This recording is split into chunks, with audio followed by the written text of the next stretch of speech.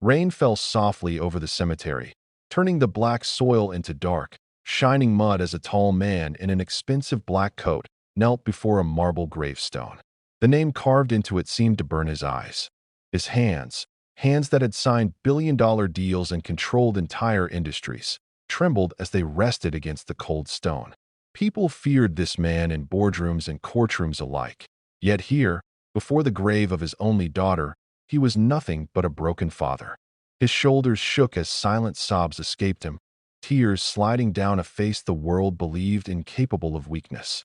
He whispered apologies into the wind, words he should have spoken years ago, words meant for a child he believed he had failed beyond repair. He remembered the night of the fire like a nightmare that refused to fade. The phone call, the screaming sirens, the smell of smoke clinging to his clothes as he arrived too late. They told him the flames had been too strong, that nothing could have been done.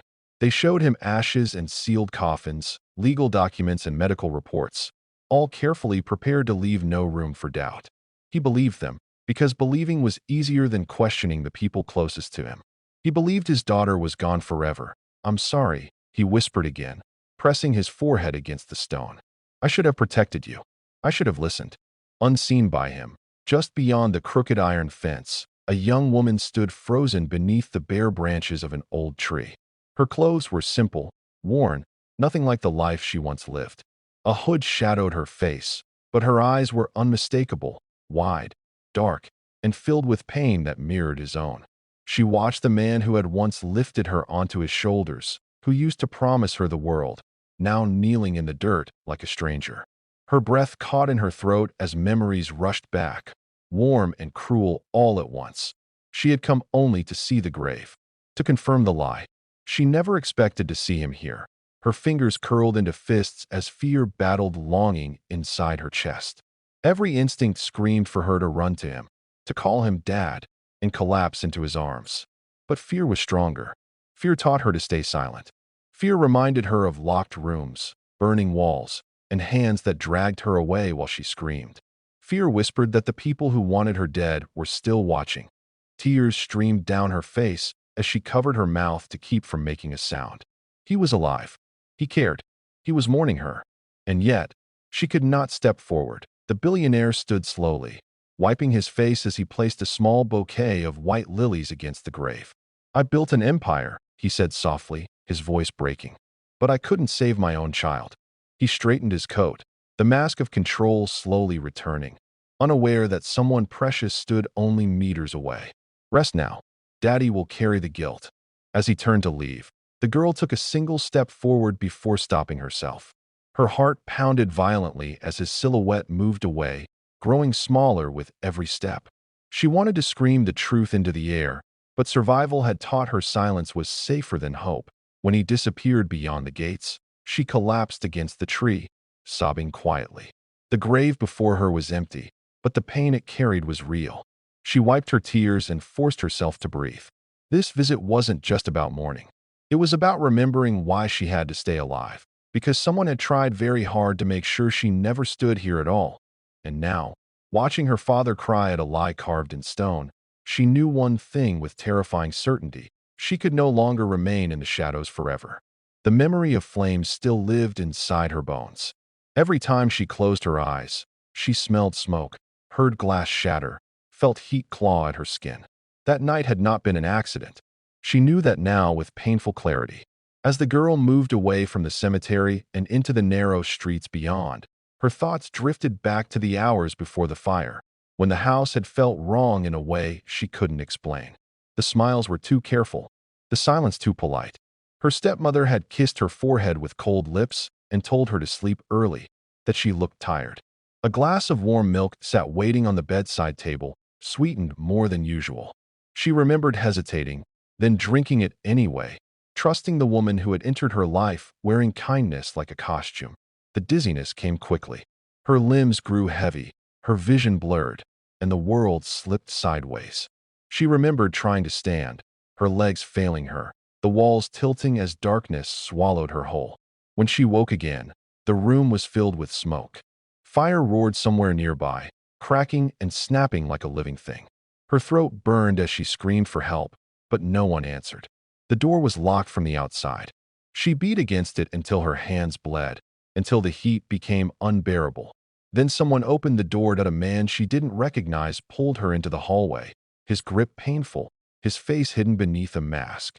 He dragged her through thick smoke, down a back staircase, out into the cold night air where another car waited with its engine running. She fought, kicked, screamed, but her body was weak, poisoned, slow. Before she could see anything clearly, a cloth was pressed to her face and the world went dark again. When she woke, she was in a small room with no windows. Days passed, maybe weeks. Time lost its meaning. They fed her just enough to keep her alive, spoke to her only when necessary. She overheard fragments of conversations through thin walls. Words like inheritance, documents, and medical reports. One voice stood out more than the others, her stepmother's. Smooth, controlled, unafraid. She learned the truth by accident, listening from behind the door while pretending to sleep. The fire had been staged. The body identified as hers belonged to someone else. The funeral had been carefully planned. Her death was necessary for the empire to change hands. She was a problem that refused to disappear. The night she escaped came during a storm. Thunder drowned out her footsteps as she forced open a loose vent and crawled into the rain-soaked darkness outside. She ran until her lungs burned and her legs collapsed beneath her. A stranger found her hours later, shaking and feverish on the side of the road. He never asked too many questions. He gave her food, dry clothes, and a way out of the city. From that moment on, she became someone else. Now, years later, standing beneath flickering streetlights, she pulled her hood tighter around her face and kept moving. She had learned to survive quietly. She took jobs that paid cash, slept where no one asked her name, and watched the news carefully. That was how she learned her father had never stopped searching for answers. How he had shut down entire divisions of his company after the tragedy. How his wife and brother had taken control of most of the empire, pushing him further from decisions, slowly isolating him. What the world didn't know was that he, too, was being poisoned. She had seen the reports, subtle mentions of declining health, sudden fatigue, unexplained collapses.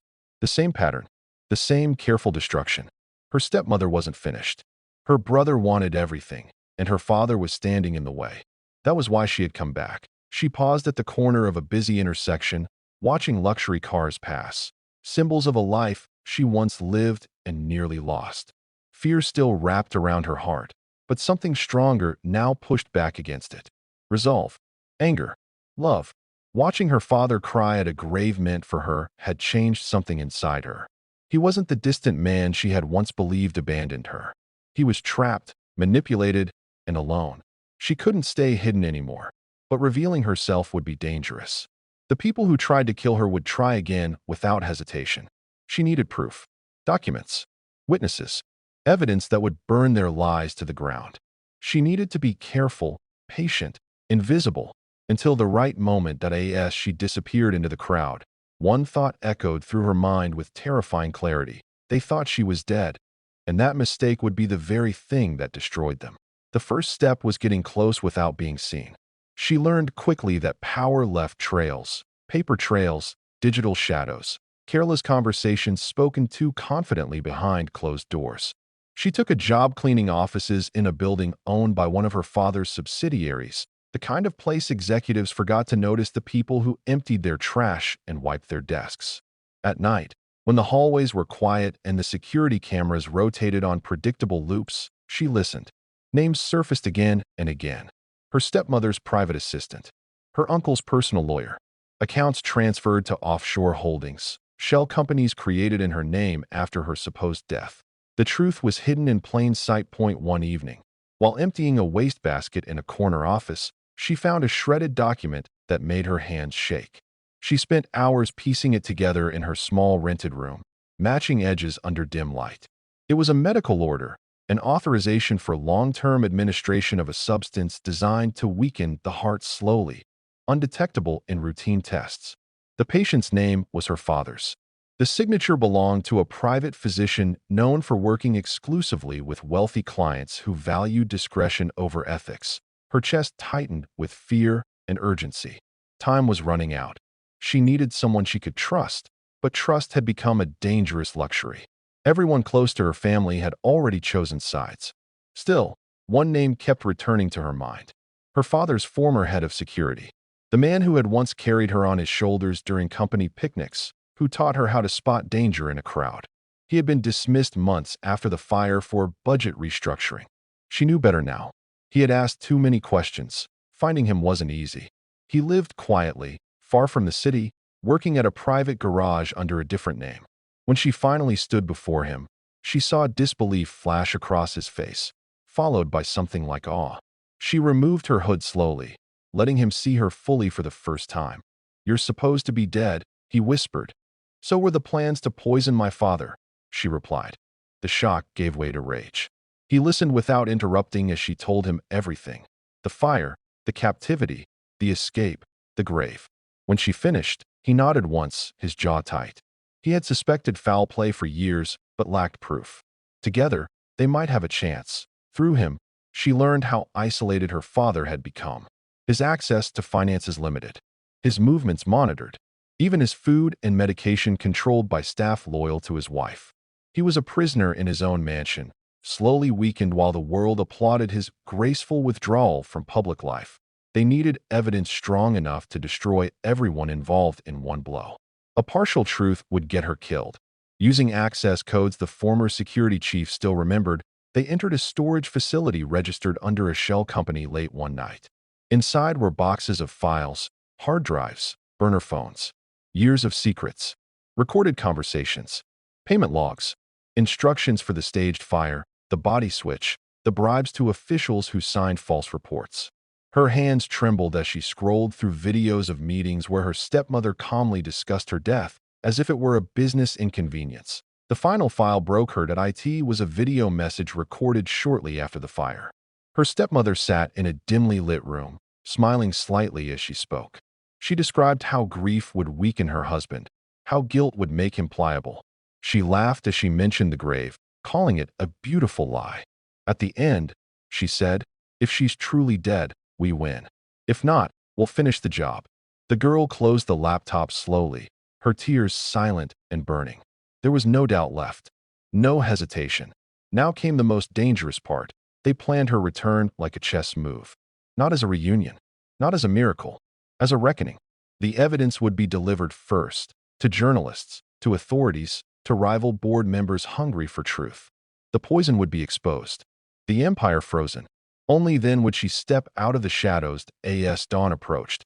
She stood alone on a rooftop overlooking the city her family ruled. The sun rose slowly, painting the sky in gold and red. She touched the scar on her wrist, a reminder of everything she had survived. Her father believed she was dead.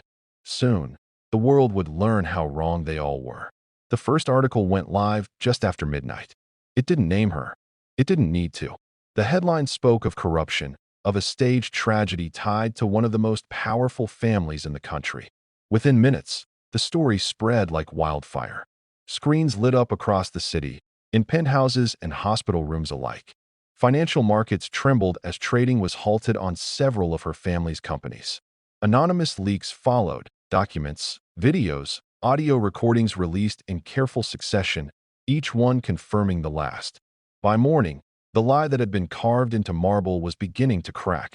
Inside the mansion, panic moved faster than servants' footsteps. Phones rang unanswered. Lawyers arrived before sunrise, their faces tight with fear. Her stepmother watched the news from the living room, a glass of water trembling slightly in her hand. The smile she had perfected over years of deception finally slipped. She recognized the pattern. Someone knew too much. Someone was still alive. Upstairs, her father sat in a leather chair near the window, pale and exhausted. He had slept poorly for weeks, his body weakened by a poison no one had yet named. As the television replayed footage of officials announcing an investigation, his eyes narrowed with confusion. Names were mentioned: his brother, his wife, doctors he trusted. Then came the words that made his breath catch. The fire that claimed the billionaire's daughter may have been staged. His heart pounded painfully. The room spun as memories crashed over him. Ashes, sealed reports, a grave he had knelt before just days ago. He gripped the armrest, whispering her name like a prayer and a curse. Could it be possible? Could the worst pain of his life have been built on a lie? Before anyone could answer, the doors burst open. Authorities entered with warrants in hand. His wife stood to protest, her voice sharp and controlled, but it faltered as evidence was read aloud. Accounts, messages, medical orders. The color drained from her face as she realized the walls were closing in. His brother tried to flee through a side entrance, only to be stopped by flashing lights and raised weapons. The mansion filled with noise, voices, footsteps, the sound of handcuffs clicking shut. Through it all, her father sat frozen, staring at the screen where an image paused on a familiar necklace recovered from a storage unit. His daughter's necklace, the one he had given her on her 12th birthday. Tears slid down his face, silent and unstoppable. Outside, hidden behind darkened windows of a nearby building, she watched it all unfold on a small screen. Her hands shook, not with fear now, but with the weight of what came next. The trap had worked. The evidence was undeniable. The poison was identified. Doctors rushed to treat her father, reversing the damage just in time. The empire was no longer in the hands of monsters, but she still hadn't stepped forward. Hours later, as evening fell, her father was taken to a private hospital room, guarded and exhausted, but alive. News anchors spoke of betrayal and shock, of a daughter whose death might never have happened. Speculation filled the air, but no one had answers yet. She stood outside the hospital after dark, staring up at the lit window where she knew he was resting. Her legs felt heavy, as if each step toward the entrance carried years of pain. She had imagined this moment 1,000 times, running into his arms, crying, screaming, telling him everything. Instead, she breathed slowly and walked inside. The room was quiet except for the soft hum of machines. Her father lay propped against pillows, thinner than she remembered, his hair streaked with gray. He looked older, fragile in a way that broke her heart. When he sensed movement, he turned his head slowly. Their eyes met. For a moment, time stopped. He stared at her as if he were seeing a ghost, his breath hitching painfully. His lips moved, but no sound came out. Tears filled his eyes, disbelief and hope warring across his face. "Dad," she whispered. The sound shattered him. He sobbed openly, reaching for her with shaking hands as she crossed the room and fell to her knees beside his bed. He touched her face as if she might vanish, tracing her features, her scars, every proof that she was real. "I buried you," he cried. "I watched them lower you into the ground." She pressed her forehead to his hand. "I know, and I'm so sorry." They clung to each other, grief and relief pouring out at once. Outside the room, justice continued its slow march forward. Inside, a father held his daughter returned from the dead, knowing that the grave he had wept over had never truly been hers. But one final truth still waited to be spoken. The silence that followed their embrace felt fragile, as if even a single word might break it. Her father's tears slowed, though his hands still clutched hers with desperate strength.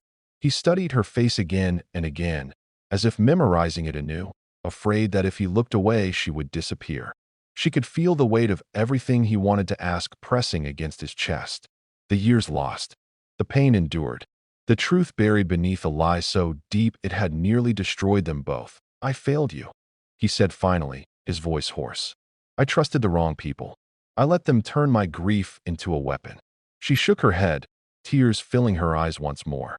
"You loved me. They used that. That's not failure." She took a steady breath and began to tell him everything. The milk that made her dizzy, the locked door, the fire that was never meant to spare her life. She spoke of the room with no windows, the stormy night of her escape, the years spent hiding while watching him fade on screens from afar. Each word cut him deeper, yet he listened without interruption, his face hardening with resolve where once there had been only sorrow. When she finished, he closed his eyes, breathing slowly, as if steadying himself. "They wanted my empire," he said quietly, "but they underestimated something." She looked at him. "What?" "A father who has nothing left to lose." In the weeks that followed, the world watched as the truth unfolded in courtrooms and headlines. The stepmother's calm mask shattered under evidence too solid to deny. Her brother's obsession with wealth was exposed, his accounts frozen, his allies turning on him to save themselves. Officials who had signed false reports were stripped of their positions. Doctors lost their licenses. The empire, once stolen piece by piece, was returned to its rightful owner under strict oversight.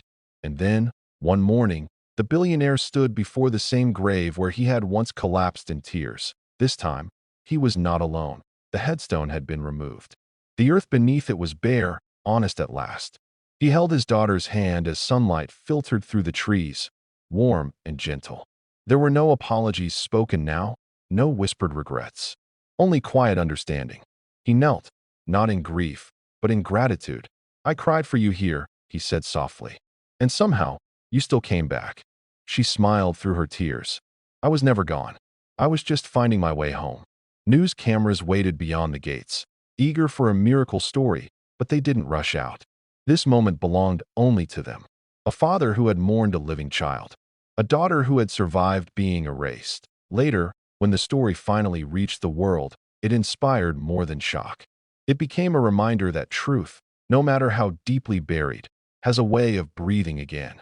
That love can survive fire, betrayal, even death itself. As they walked away from the cemetery together, her hand in his, the future no longer felt like something stolen from her.